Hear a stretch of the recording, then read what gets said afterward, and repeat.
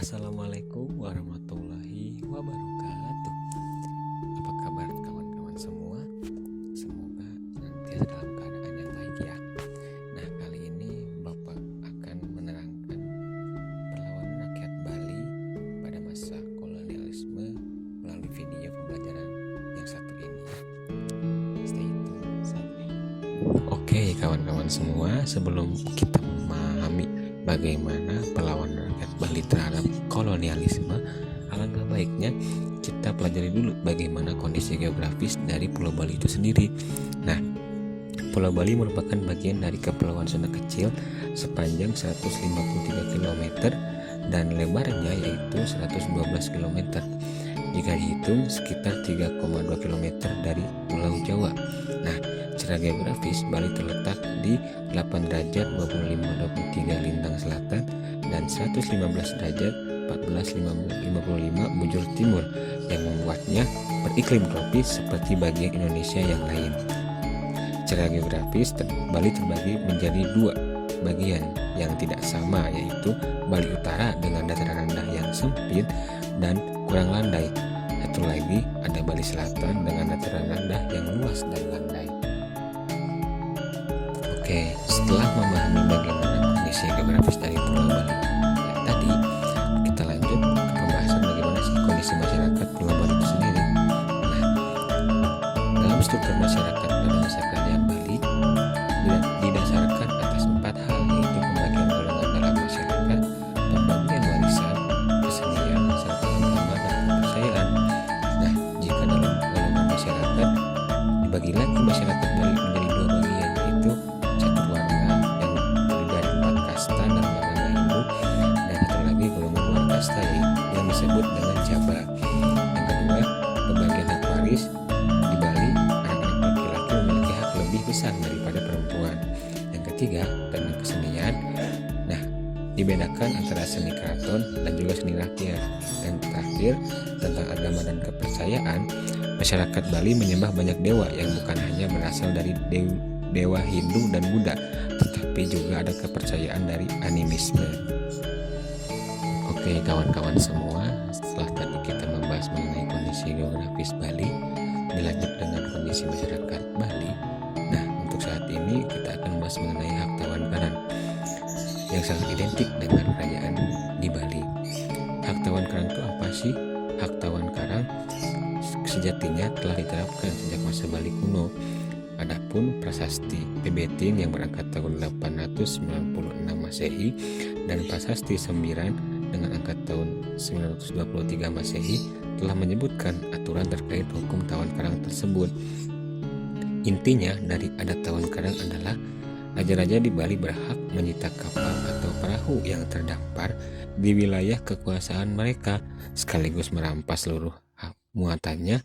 Namun, jika kapal atau perahu tersebut sengaja berlabuh, maka tidak disita, hanya harus memberi persembahan kepada sang raja.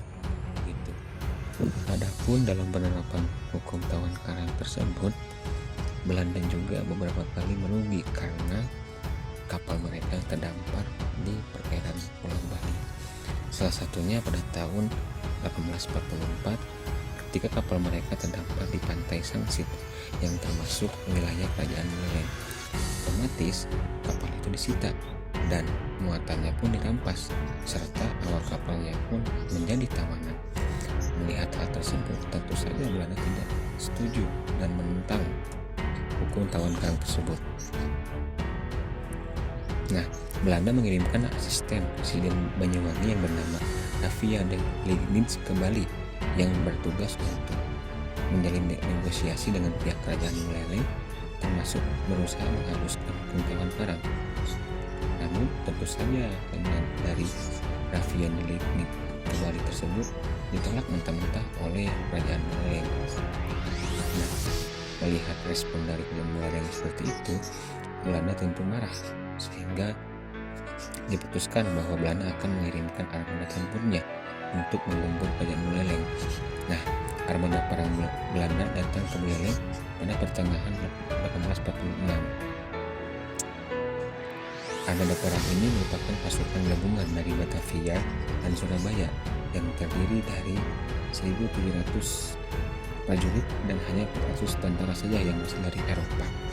Pasukan besar ini dipimpin Komandan Angkatan Laut Kerajaan Belanda Laksamana van den Bosch yang didampingi Kapten JNT selaku ajudan utama.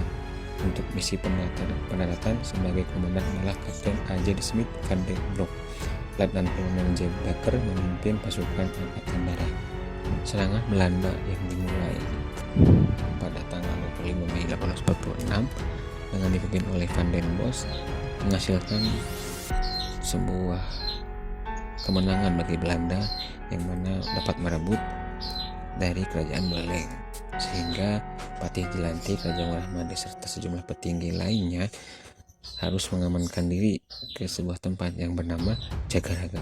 Namun sebenarnya hal tersebut merupakan sebuah taktik agar Patih Jelantik dapat menyusun kembali yaitu kekuatan maupun stamina, di mana wilayah Jagaraga merupakan wilayah yang memang ideal untuk berperang secara gerilya.